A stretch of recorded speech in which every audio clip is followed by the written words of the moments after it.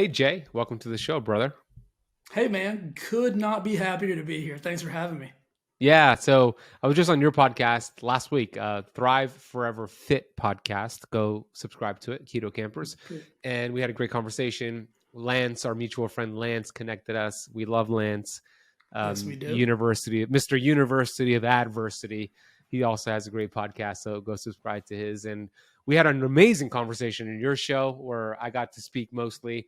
Now I'm looking forward to listening and hearing you speak because you're doing great work out there. We have a lot of things that we are passionate about, a lot of similarities, and we focus a lot on mindset, which is huge.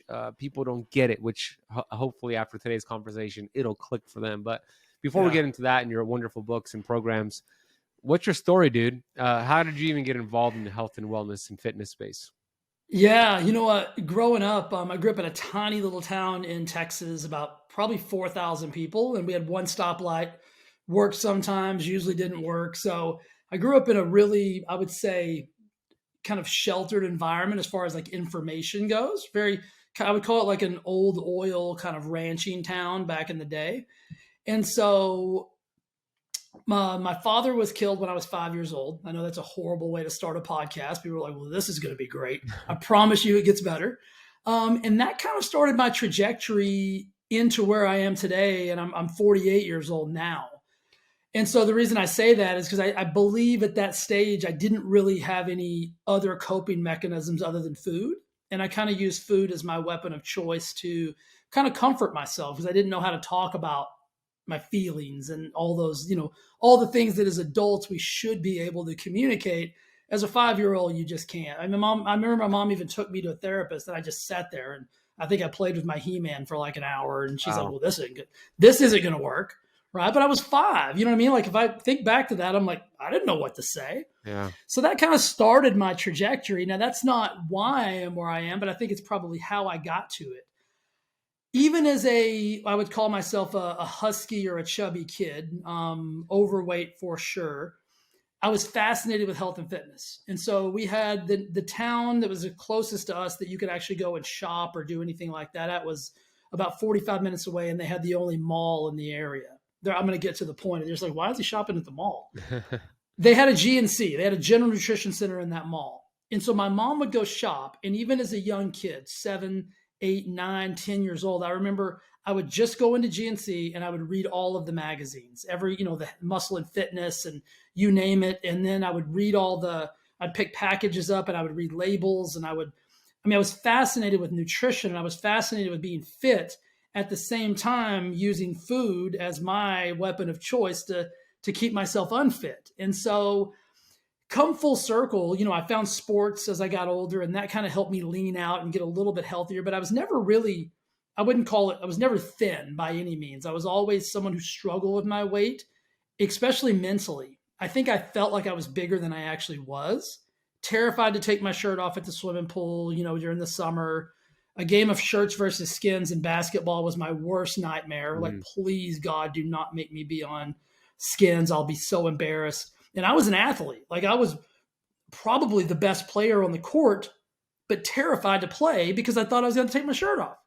And so fast forward to finding sports, became a personal trainer when I was like 17, just because I loved it so much. I didn't even use it. But that's kind of how I got into the world of health and fitness and wellness. Is I started as a really chubby kid who was fascinated with health and fitness. So it was kind of paradoxical in a way. Yeah. It didn't make any sense, but that's kind of how I got to where I am today. And then fast forward, college, the whole 9 yards. I went to work for the largest nutrition company in the world, which at the time was Optimum Nutrition and American Bodybuilding. So I kind of got exposed to the world of extreme fitness, if you will. You know what I mean? Like gear and all the things that make men huge and make women huge. And I'd go to bodybuilding shows and the nutritional aspect of it was always massively fascinating for me there. Left that business because I felt like I was on my quest to supposed to be like a professional. So I left that, went into pharmaceuticals, worked for GlaxoSmithKline, which is one of the largest pharmaceutical companies in the world. Didn't love that, and then went back into the nutrition world and consulted for the NFL alumni and got to teach like ex-retired NFL players about nutrition and fitness and ways to get off of medications and use nutraceuticals instead of pharmaceuticals. Realized that I really still wasn't living on passion, and then decided to open my own gym, write 2 books, start my own supplement line, and start coaching people on how to live an optimal life. So that's kind of like the show up and throw up version of who I am. How did your dad die at age of 5? Yeah, he was in a car wreck, head-on car wreck, collision. And, I remember that. I don't remember much about when you're 5, you don't remember much. But as I write in my second book, The Purpose of Pain, that's kind of how I start the book. I remember that day as if it was yesterday. But I don't remember, I don't have a whole lot of recall about my father other than that moment, and then a few other just, situational things because of my young age. And I think I probably have like a mental block or did have a mental block for a really, really long time. Yeah, that's wild. 5 years old, dad getting in an accident and losing his life. And I love that you turned that into a book. Perfect title, right? The Purpose of Pain. I always say pain to purpose is exactly what you're talking about here. And you saw the nitty gritty of the bodybuilding scene. And I want to kind of hear about that, because there's a lot of things we can learn from bodybuilders in a positive sense, but then there's a lot of things that they are extreme about. And a lot of people don't get that having a goal to be a bodybuilder and having a goal to live a long, healthy life are not the same goals most of the time. So there probably couldn't be more opposite. Right. Yeah. So what were some of the crazy things you saw in that field? Yeah, I mean, so for people that don't know, and your listeners may not know a lot about that bodybuilding world, and I never really got into it. Like I never took steroids. I never like wanted to be on stage in a Speedo and do that. But I love the artistry of it, if you will, like the crafting and the dedication that they had to the craft. But the average age of a professional bodybuilder is like 43 years old. It's wild. So it's not a longevity play by any means. And I'll tell you a story about that. So I got to, every nutrition company has sponsored athletes. They have a bodybuilder that's like on their staff. And so I remember being at a bodybuilding show with he was a professional Mr. Olympia level caliber athlete, who's actually no longer with us. And he was younger than me. His name was Art Atwood. We were sitting at the booth. Art was signing autographs, but he was kind of in off season. He wasn't getting ready for a show, and he was weighed over 300 pounds. Wow. And I remember sitting at the booth next to him, and I heard this noise. It was like, I thought Darth Vader was at the booth, and I look over, and it was just Art trying to breathe. He was so massive and had so much volume of muscle on his body that he struggled to breathe. And at that moment, I remember thinking, that can't be good. Like that can't be sustainable. Right. And so, but give him 12 to 18 weeks and he could have zero body fat and be chiseled on stage. And so I learned a lot about the dedication that it takes to get to that level of life, if you will, in that particular profession. But I also learned all of the negative nuances around it as well. There's a lot of drug abuse in that. I would call it like a subculture. A lot of people just think that's just they just do that. It's a very subculture-y thing. It's there's not a lot of alcohol consumption, but there's a lot of prescription and or recreational drug use in that scene. I remember going to my first party after one of the. You guys got to remember, I'm in my young 20s. I'm just a kid bebopping around, thinking life is amazing. I'm from a small town in Texas. I've never done a drug or even seen a drug for that matter. And so I'm bebopping around. I go into this party at a bar, and I look around, and nobody's drinking, but everybody's jacked up. And I remember asking my buddy, I'm like, man, this is weird. Everybody's like, seems like they're kind of buzzing, but nobody's drinking. He's like, are you a moron? And I'm like, I don't think so. He's like, they're on like drugs, dude. And I'm like, are you shitting me? What? I'm like, what? Like, it was like, I'm like this naive kid. I'm like, are you kidding me? And so, I just got exposed to a lot of different things. But it was fascinating. I learned a ton about like nutrition, like, what food does to the body, what supplements do for and to the body. So it was a master class, if you will, in I had taken nutrition in college. I have a degree in nutrition, and I knew nothing, right? I just knew, like, I knew the 1961 textbook that the lady at the front of the room read from. I knew nothing. And so this was an indoctrination into the world of, like, what food actually does when consumed, and then the benefits and negatives of, nutritionals and pharmaceuticals and all that whole game. It was crazy. Yeah, that's wild. What a world the bodybuilding scene. There's a lot we can learn from them. Like you said, the discipline, the dedication, the devotion is Yeah. respectable. And they also got it right with like these refeed days, right? Where Yeah. way to kind of trick the body. So what have you seen that to be something effective that you use? Maybe like a way to mix things up for the body to adapt? Yeah, I've learned a lot of tactics from that industry. As I learned not to be, because remember, as a chubby kid, you grow up afraid of food. Like, you grow up thinking that food is the problem. You don't realize that you're the problem. Like, your mindset around food is the actual issue, that food's not even the issue. But when you grow up that way, you've got this programming that you think that food is going to make me do this thing. It's going to make me gain weight. And so what I learned from those guys is the use of food to get the result that you want to get. So I started thinking of food more as fuel, and food more as like a resource to nourish and do what it was that my body wanted. I wanted my body to do, like those refeeding days, like you talked about, like, so crucial. Like, this is a little nuance that most of your listeners probably don't know. So a professional bodybuilder, they don't look like that all the time. Like, when you see the magazines and you see them on stage, that is a moment in time. That is a snapshot. And that goes for Instagram. That goes for all of those polished photos. That is a very, very momentary. The body can't live in that state for an extended period of time. It would expire, just because there's not enough nutrients coming in. There's not enough body fat. Your insulin levels are really dangerously played with. I mean, that's another thing I learned, is like, they were using insulin to actually get leaner, and it was so dangerous. So, like, so I learned the nuances and the power of insulin, if you will. But I remember watching them, like, have these refeeding days. And so at a bodybuilding show, before they would go on stage, about 3 or 4 hours before, I remember my first one, I watched Art eat pie filling out of a can. Like, there's probably 80 grams of sugar in this. And he's as lean. He has zero body fat. His skin is like cellophane. It's so tight. And he's eating pie filling from a can to get that insulin rush through his body, which actually makes the skin shrink wrap around the muscle. So it was fascinating. I remember thinking, like, Art, what are you doing?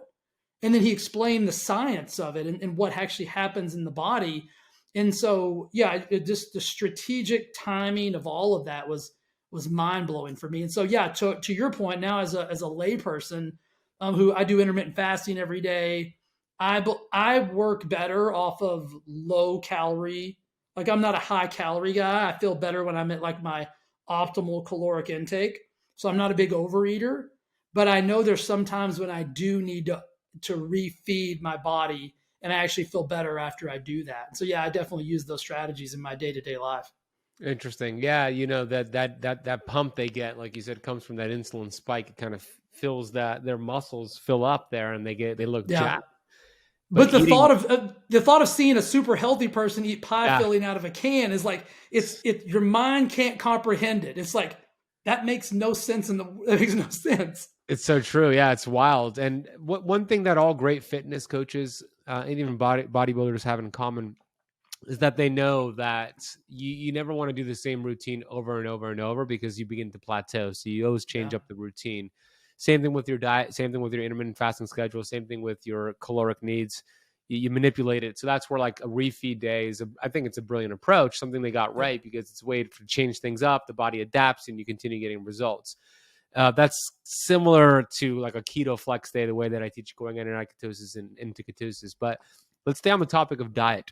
Because it's a bad word in your vocabulary, the D word, you call it. And I agree with you. And you've said the reason you don't like that word diet is because it has an endpoint. So if you could explain more about the negative mindset around somebody saying, I'm going to go on this diet for a result. Yeah, I believe that and this is just based on, years and years of trying to help people transform.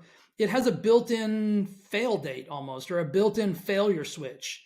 And so I've seen people go on, whether it's a 30-day or a 60-day or a 90-day diet, where they're being restrictive, where they're depriving themselves, where they're doing things that are not sustainable long-term, and with no plan for sustainability, meaning there's no refeeding days, there's no flexibility, there's no, reward, there's no anything like that.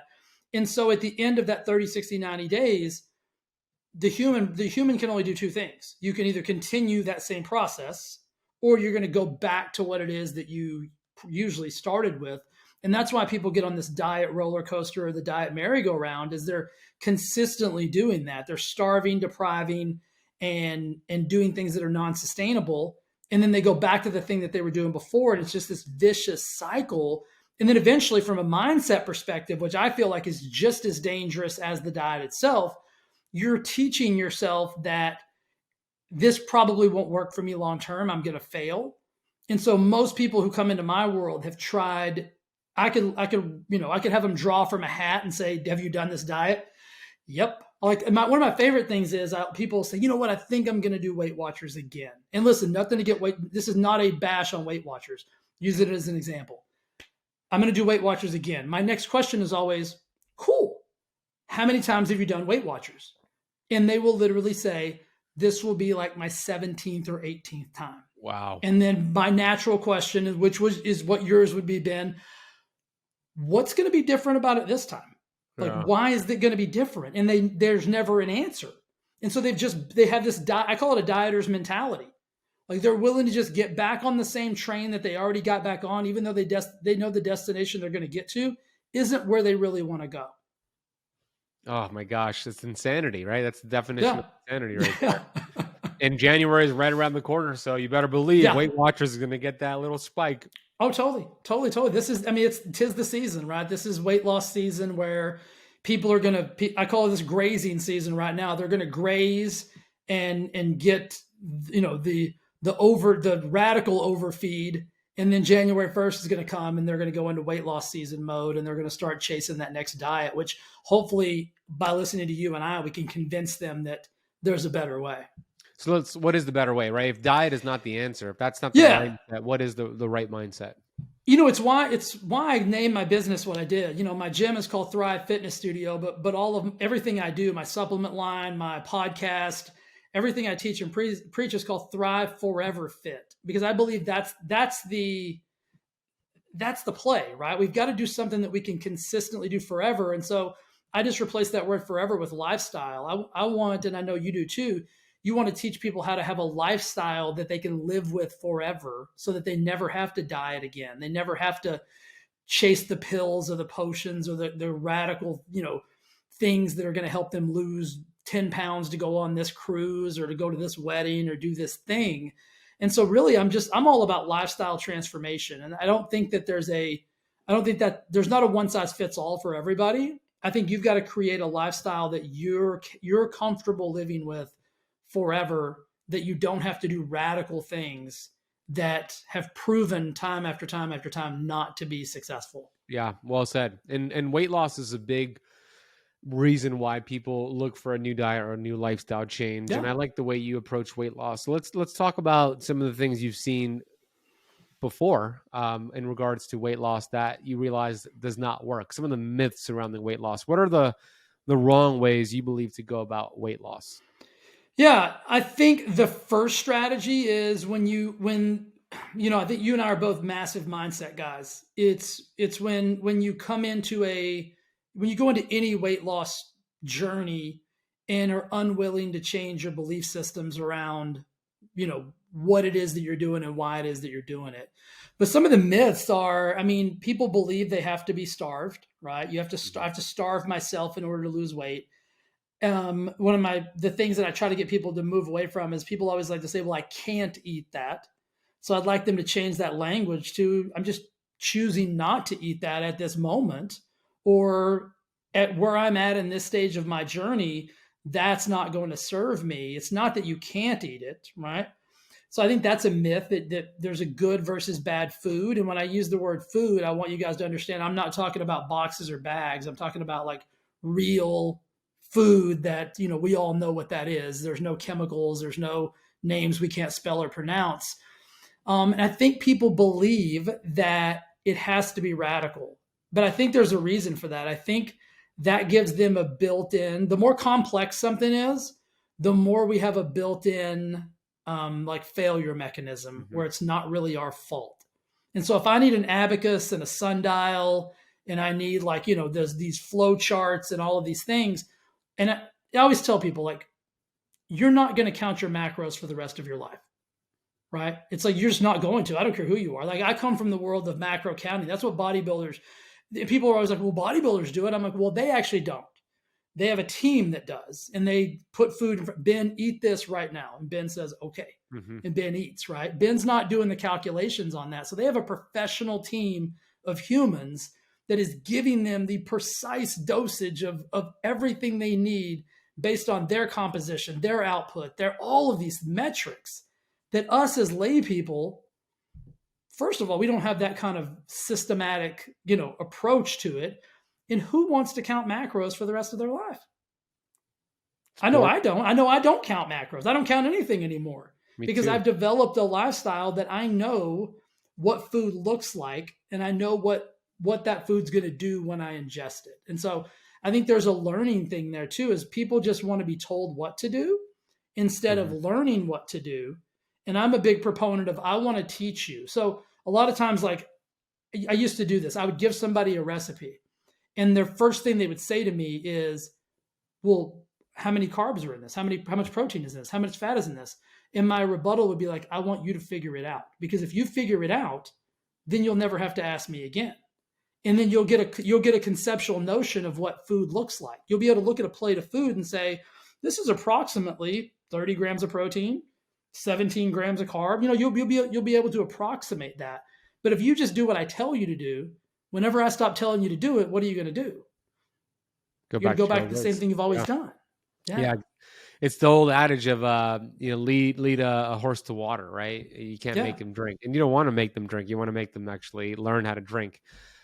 And I love that you do that, because you're right. Counting macros, counting calories, it's not sustainable. The whole calories in, I'm not sure where you stand with the calories in versus calories out approach. I'll share where I stand, and you could share where you stand with it. I think calories matter. I'm not denying them, but I don't think they're important. I think focusing on them too much distracts you from what really is important. So I don't focus on calories. So what is your approach with calories? Yeah, I believe the same concept. I mean, I think there's got to be, I think calories are, for lack of a better term, I would call it like guardrails. I mean, obviously, I should not be ingesting 5,000 calories a day. Probably not going to be the best decision for me, but there's an awareness level around that, right? I would rather people become aware of how food makes them feel and their output, after they consume food, and learn their body, as opposed to having a hard, fast caloric number that they're just trying to match every single day. That's not sustainable either, right? And so, and then we can get into the discussion of, well, what if it was 5,000? What if it was 2,000 calories from donuts versus 2,000 calories from beef? I mean, there's a massive differentiation in those 2,000 calories. Yeah. So I think it's something that it's just like the macros, right? If you'll just learn how to eat and learn why you eat what you eat, and get your psychology and your metabolic principles all in the same alignment, you won't have to count calories. You won't have to worry about your macros. You won't have to do all of those radical things, which, to be honest, and I've done this for so long, you won't do that forever. You won't. You just won't. I promise you won't. Like professional bodybuilders, as soon as they stop, performing and having to do that, you ask them to count a macro and you better run, because you're going to get a brick. You're going to get a brick thrown at you. It's not sustainable. It's not. Yeah, it's a distraction. It really is. And you're right. Yeah. Big difference between 2,000 calories of donuts versus beef, or Skittles versus beef. Yeah. It's the response, right? So we use all that macro stuff and those calories. I love how you said it's a distraction. It's a distraction that was created by the marketing piece of the nutrition and fitness and wellness world. Because if I can keep you confused, then you need me forever. Like you really need me to tell you what to do for the rest of your life. I always tell my clients, like, there's two things that I want. I want you to be able to lose my phone number and never have to call me again. Not because I don't love you, but because you're so confident in what you're doing with your lifestyle that you just don't need me. And I never want one of your children to have to know who somebody like me is. Mm, mm. Right. Those are my two goals. Like I really, truly, I want to teach people how to do this so that they can do it on their own. Like they don't need a macros coach and things like that. That blows my mind. I'm like, a macro coach that doesn't know anything about you. He sends me over my macros every week and tells me what to eat. Yeah, I'm there's a like, lot of those. how's he formulating that? Yeah. And they're like, well, he looks at the abacus and the sundial and checks his finger, see which ways the wind's blowing. I'm like, what a gig, man. I don't have, my morality is too high that I could never do that. Yeah, or he just uses one of those free macro calculators and he's charging you for using it. Yeah, totally. I mean, absolutely. And it's a custom diet. I'm gonna give you a custom, Ben. Yeah, it's ridiculous. There's a lot of those fitness pros on Instagram teaching that, unfortunately. And I was there myself, and I know you were too. So we learned from that. And yeah, totally. It doesn't do the community a service. It does them a big disservice. Yeah. I used to give seminars and lectures many, many years ago when I used to own my CrossFit gym here in Miami on the science of fat loss, where I used to teach nothing but calorie counting. Here are the calories, your total daily energy expenditure, your BMR. Here's a deficit. I don't care what you eat, as long as you hit that deficit. And it's just like, oh my gosh, I realized how stupid and wrong I was. There's so many more moving parts. The human body is more complex than just chalking it up as a calculator or a bank account. It's more than that. So I love that. Learn and then unlearn and then relearn. And that's exactly the way we should be. So when I get these comments all the time when I talk about insulin and hormones and cellular metabolism. They're like, these fitness pros, they'll say, dude, it's just eat less, count your calories. And why are you making it complicated? And my reply to them is usually, I hope you catch up one day soon. It's like, I was there, I was lost myself, and I hope you catch up and you find your way, because that's not going to help our community. Do you get those comments as well? Oh yeah, totally. One of my principles in life is always confident, sometimes wrong. So once I learn something new, I'm willing to say, hey, I learned something new. This is why I used to think what I thought. And it's not because I was trying to be ignorant to the fact. I just got some brand new info that's way better, and let's start using this. But I also think that there's that piece of that puzzle that, if you deprive yourself for a short amount of time, will you lose weight? Well, absolutely. Yeah. You know what I mean? Like if I put you on a restrictive 500 calorie a day diet, you're going to lose some weight in the first week.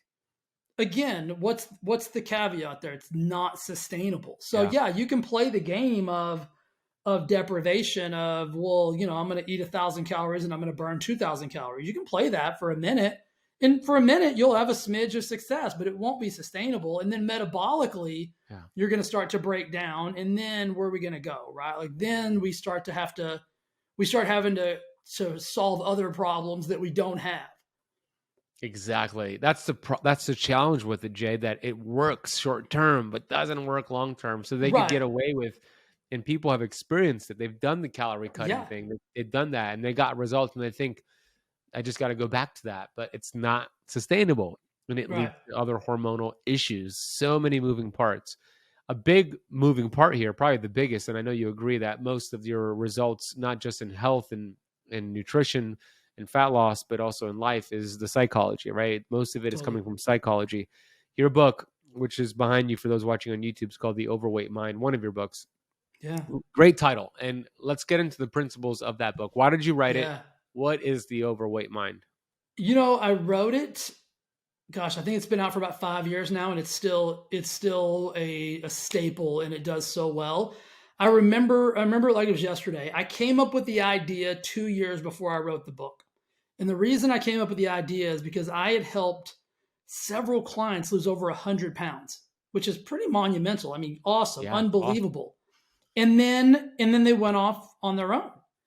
And then I saw them 3 to 6 to 9 months later, and I was devastated. This was back when I was younger in my career.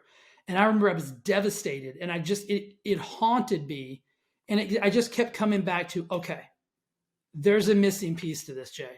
right? And I was working on my own psychology. I was in the midst of my own personal development journey. I was, I'm doing all the psychological stuff for myself.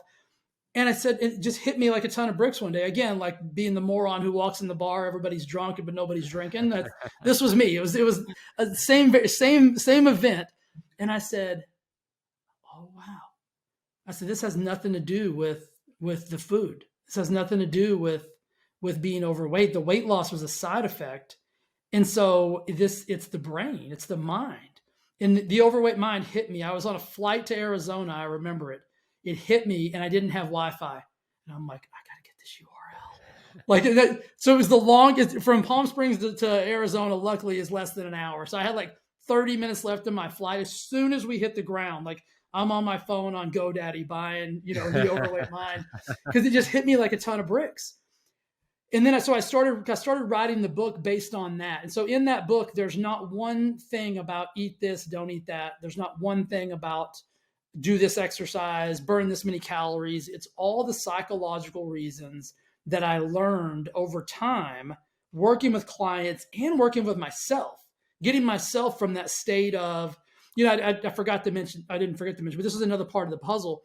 My father was killed when I was 5. My best friend committed suicide when I was 25.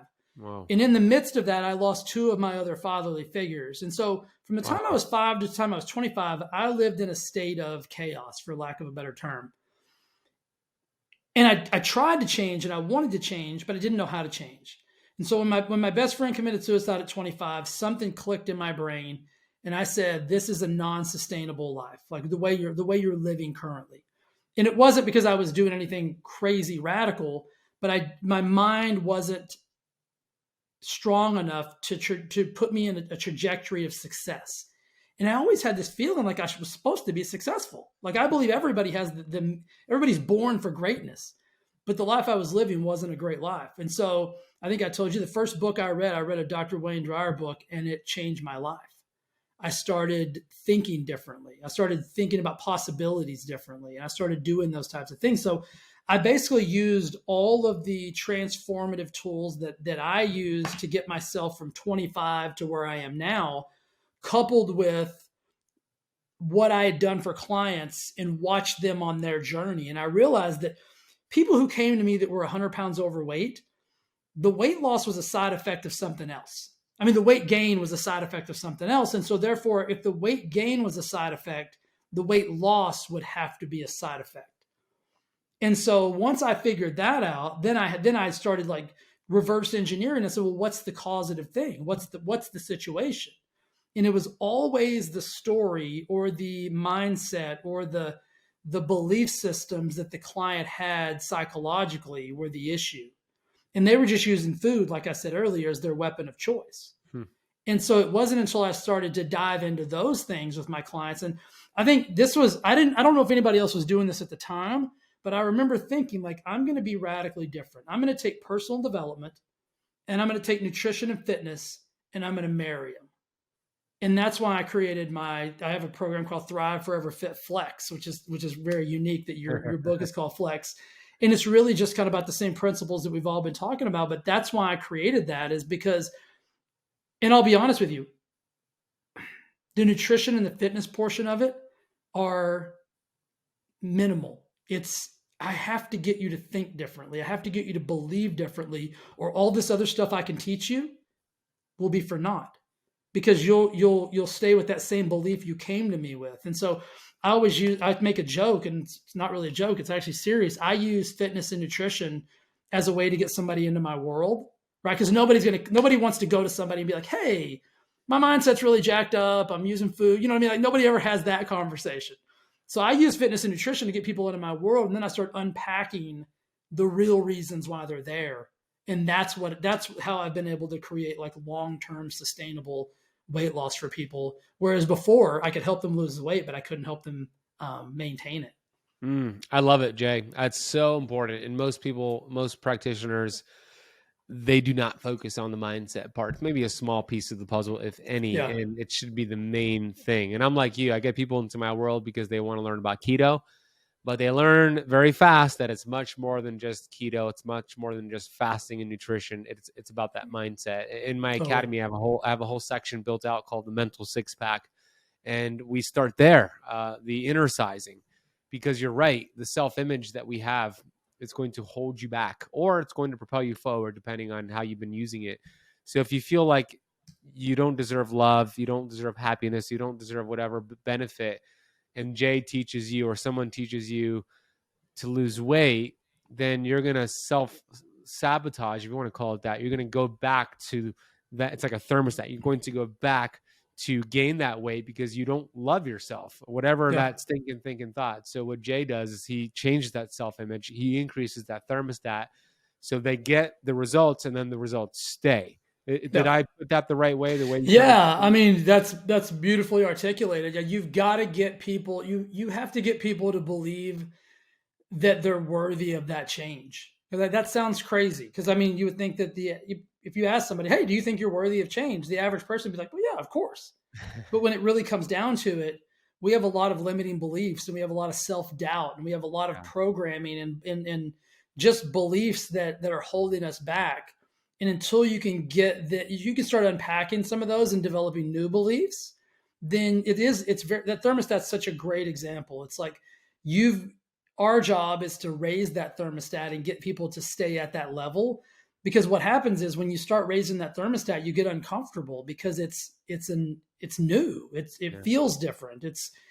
I'll even have people lose 5, 10, 15 pounds and then stop doing everything they did to lose the 5 to 15 pounds because they get so uncomfortable because people start to recognize them differently. Like you would think that a compliment would always be something that would drive somebody forward. You give a compliment to the wrong person who's not in the right frame of mind to receive that compliment, and it will actually be a negative. They'll actually take that in and say, this is too much attention. Like, I don't want, I don't want this, you know what I mean? So it's a very complex system, but it all really starts with the psychology of what you believe you deserve, right? One of my favorite sayings is that you'll never be, do, or have more than you believe you deserve. And so I've got to get you, Ben's got to get you to believe you deserve the life that you really think about and you want to live. You're just not telling anybody about it. I love that saying. Beautiful. So what are some practical takeaways the audience could implement today to feel more self-love, self-worth, so they raise that temperature, that thermostat? Yeah, I'm massive on language. One of the first chapters in The Overweight Mind is about the language that you're using. And so if a client comes into me, one of the first things I assess before I even look at what they're currently eating or what they're currently doing for fitness or their caloric intake is I just listen to the words that they use.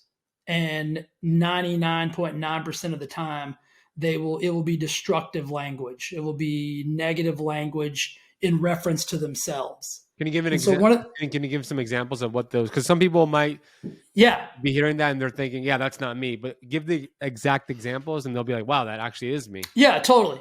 So it's the simplest one is when somebody will come in and they'll say, they use the word can't like it's the or a or whatever. It's like, so they'll say, well, they can't have success doing anything else. They always fail. Nothing works for me. Mm-hmm. And it's just the languaging around those three things. Like, so they can't do it. They won't do it. It's never worked for them. It never will work for them. This probably won't work for me either. Like, it's just the mindset around the belief system and that's only because you've been on the diet roller coaster and you've tried so many things that are built for you to fail, right? They're built to keep you in the system, right? This is a multi-trillion-dollar industry. And we've never been more overwhelmed, overweight, and confused. That shouldn't be the case, right? Because there's almost too much information out there.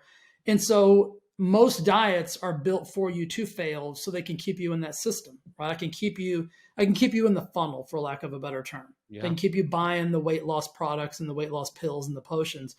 And so I get people to recognize the language they're using first and foremost. Then I give them the strategies on how to change that language. We start to work on that. And then I get them to talk about the belief system of who they believe they are, why they believe they are where they are. And so you'll often find that somebody's belief system isn't even their own.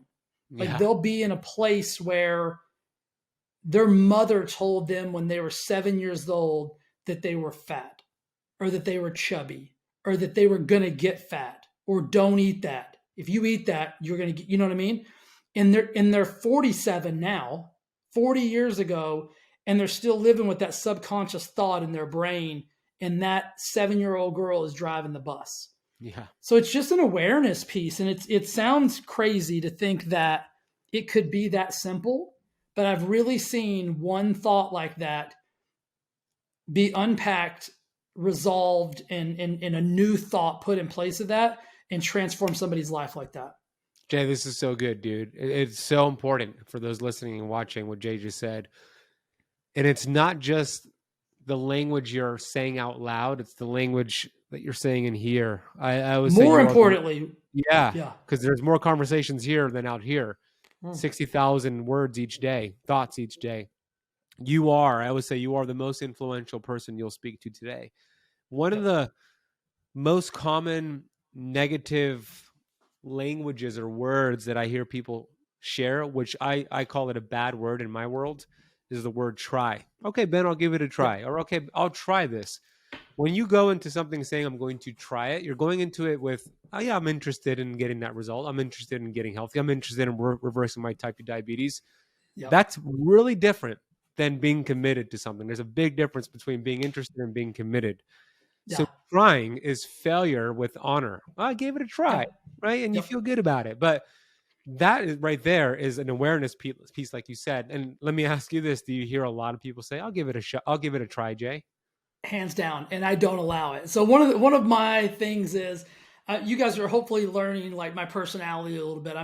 I love people so much, but I'm a strong personality with a side of empathy. Like I love you so much that I can't let you lie to yourself, but I'm not going to be mean. I'm going to tell you with empathy to do that. And so when somebody says that to me, I'm like, well, so I just get them to start unpacking it, right? Like I don't want to tell them everything. I'm like, okay, let's pause really quick. I said, you just used a word there that is a built-in fail switch. Like you've given yourself an out. And they'll always say, well, what do you mean I've given myself an out? I say, well, let me ask you this. How many diets have you tried before? And they'll say, oh my gosh. I mean, they'll rattle off everything. Yeah. And I'll say 27 days. Yeah. And I'll say, so if you try this one, if you try this program, what's going to be different? And they'll say, well, they'll give me an answer. And my answer back will be absolutely nothing will be different. I said, but if you'll change, I'll do what's required, then you can't lose. Huge. Right. So that's the mentality switch. Yeah. If you're using the word try, start telling yourself, I'm going to do what's required. Whatever that is. And that's going to be different for everybody. And a lot of times they'll say, well, Jay, what's required? And I'll say, that's going to be different for everybody, right? Because everybody's at a different place. What's required for me is not what's required for you. Because I'm alternatively programmed to do everything I can to win. I'm not about to try anything. Like I'm going to do what's required. And so I'm not proclaiming that you need to have that same, mindset that I do, but I want you to try to get there, right? I use the word try, but I want you to do what's required to get there, right? And if you'll just change that languaging, I mean, it will change your life. It will absolutely change your world. You have a chapter in your book, The Overweight Mind, about a commitment to completion, about your word is my word is my bond, about being intentional with your language, like you just said, but also completing what you said you were going to do. And that's what Bob Proctor actually called his definition of excellence is a commitment to completion. How important is it to do the things that you say you're going to do when it comes to your confidence? Paramount. It's the reason that a lot of people struggle because they've broken so many promises to themselves that they no longer believe the promises that they make to themselves. It's the soul. We're coming up on. We're recording this in the end of November before Thanksgiving. We're coming up on New Year's resolution season, which I think statistically they say that less than 8% of New Year's resolutions actually come to fruition, and that's because people have made that same promise to themselves so many times that they don't even have any real intention of actually following through with the promise. So where's the value in that? And so I've just taught myself, and a lot of the lessons that I teach in the book are the lessons that I taught myself or learned myself and then used as my core value system to live the life of purpose and passion and abundance and all the things I believe in. And so if you continually break promises to yourself, that's going to create a lack of self-belief or a lack of confidence or just that lack mentality. And so that's why when you start something new, if you've done that in the past, you're like, I don't know if this is going to work or not, right? Like, I hope this, you're going to use words like hope and try and all of those things. But if you just, and listen, the only way, like we talked about the other day, I was like, I don't have a definition for failure because I don't believe in it, because I'm not ever going to quit. And as long as I'm not willing to quit, I can't fail. If I make a commitment to do something, I am going to exhaust everything that's required to go get it and try to do it. I love it. That's the difference between being committed and being interested in something. Yeah. And you could build that, we'll call it a commitment muscle, by committing to small little things and completing that. And then that leads to medium things and then big things. And then it's like a muscle, right?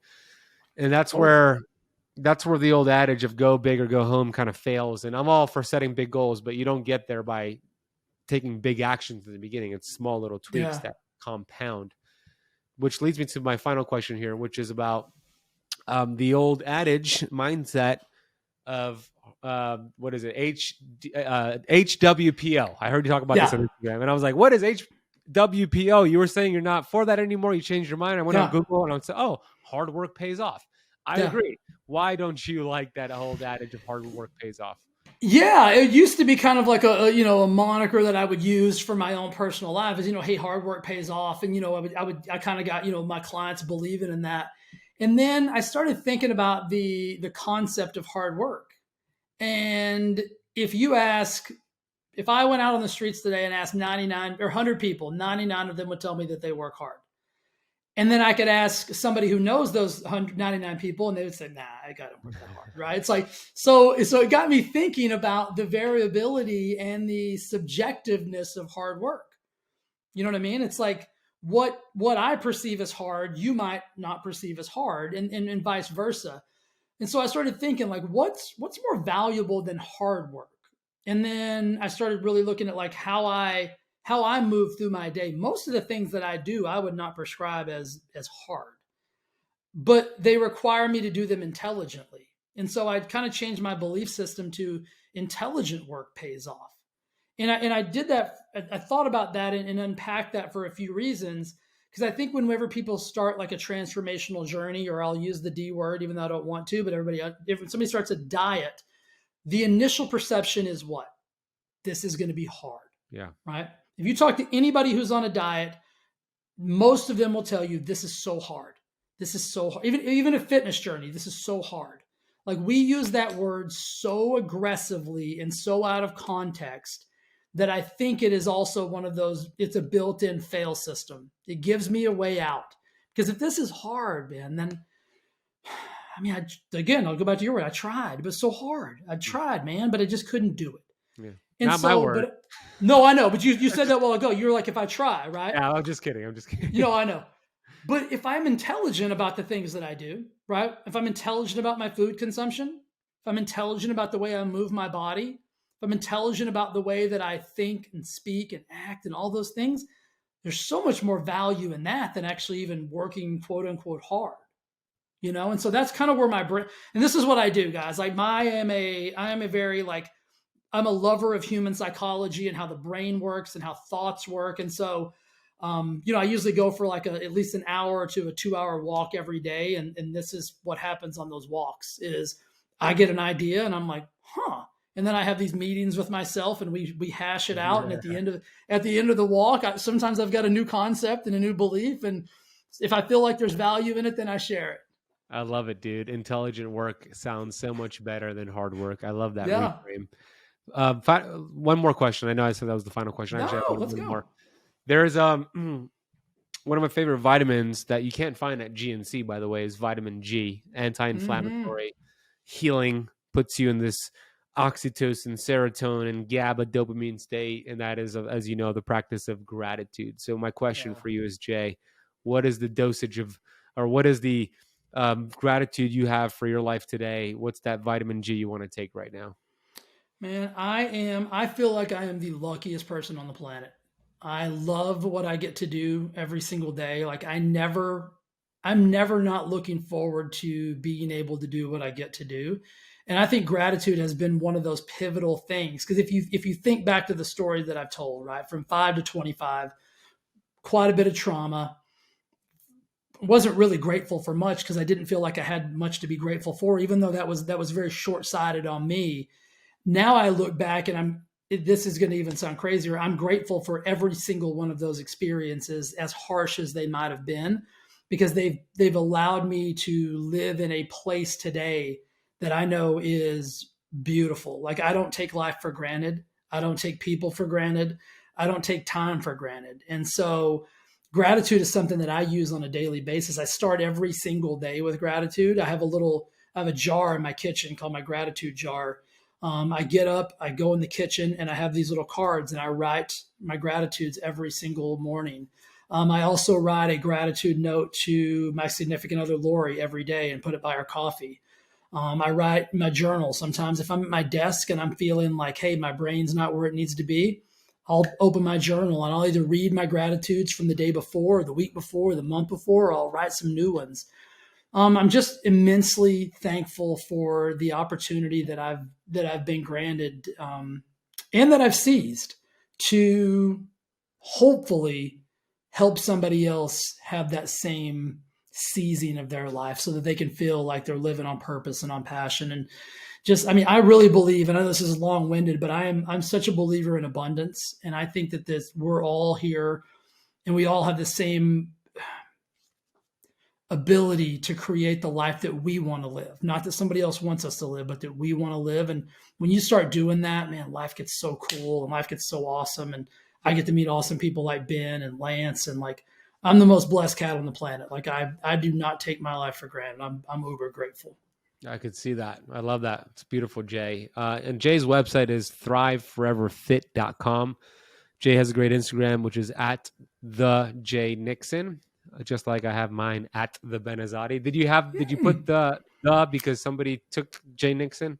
Well, the governor of Missouri, I don't know if he still is, his name is Jay Nixon. So growing up, I could never get Jay Nixon anything because he's older than me. He had everything. And so it was, and the funny thing is when I was growing up and I was in the nutrition world, he was actually against the nutrition companies and was always filing lawsuits. So I'd call somebody, be like, "This is Jay Nixon." They'd be like, "Who?" I mean, not that guy. The other Jay Nixon. That's what I should have put the title at. The other Jay Nixon. That's so the funny. Other Jay Nixon. And your podcast is called Thrive Forever Fit Podcast on all podcast platforms. Anywhere else that you want to share for the audience? That's pretty much. I mean, listen, if you find my website or you look up Thrive Forever Fit, you're going to find me. That's my supplement line's called that. Like everything I do is Thrive Forever Fit, because that's really my quest. Is I want people to be forever fit. Let's make them forever fit, brother. This was a great conversation, Jay. I got vitamin G for you. Thank you for coming on the show. And I look forward to doing more collaborations with you. You're doing great work. So thank you, brother. I appreciate you. Thank you, man. Feelings mutual.